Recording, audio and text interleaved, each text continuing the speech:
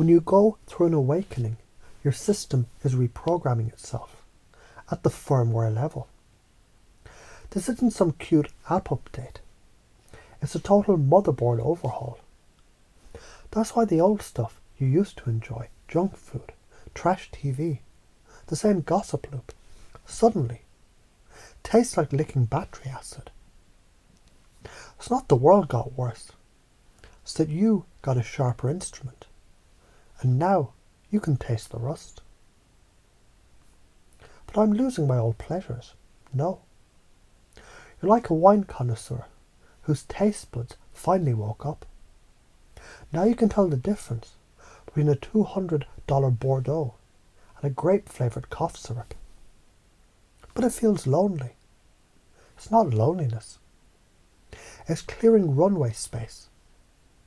You can't land a fleet of private jets when your driveway is still full of rusted bicycles. But I'm confused. Perfect. Confusion is the brain installing new software. Would you freak out if your phone went black during an update? No. You wait. Because you know it's loading a better operating system. Neurologically, your brain, it's pruning old synaptic pathways. Those highways you used to drive down every day, to old habits, they're getting bulldozed. The myelin sheets around unused thought patterns, they're literally breaking down. At the same time, your electromagnetic field coherence is improving. Less noise, more signal. That's why low-frequency input, fear-based media, toxic relationships feel like static.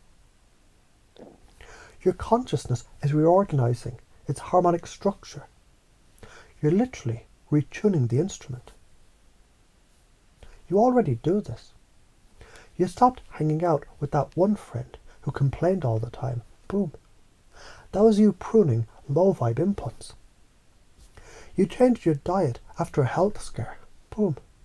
That was you recalibrating your fuel system. You walked out of movies halfway because they were garbage. Boom. That was your nervous system rejecting incoherent frequency. New ways to do this. Audit your daily inputs. Like you're protecting a $1 billion asset, because you are. Swap the background noise of TV for environments that lift you. A hike, a book, an instrument. A conversation with someone whose eyes aren't dead inside. Train your signal detection by noticing how you feel after exposure. Does it expand or constrict you? That's your field compass. Why do you resist? Because letting go of the old. It's like throwing away a childhood blanket. It's not logical, it's chemical. Your dopamine reward circuits, they're addicted to familiarity. And yes, some people will misinterpret your upgrade as arrogance or being different. Let them. That's just them defending their static. Follow the shift. You expand in your real signal. Attract resonance. Amplify purpose. Resist the shift. You decay into stagnation. Cling to comfort. Rot in peace. Half-ass the shift. You oscillate between frequencies, exhausting your system and wondering why life feels like quicksand. The top patterns you need to get rid of. Saying yes when you mean no. It's boundary rot. Feeding on constant bad news. It's fear addiction.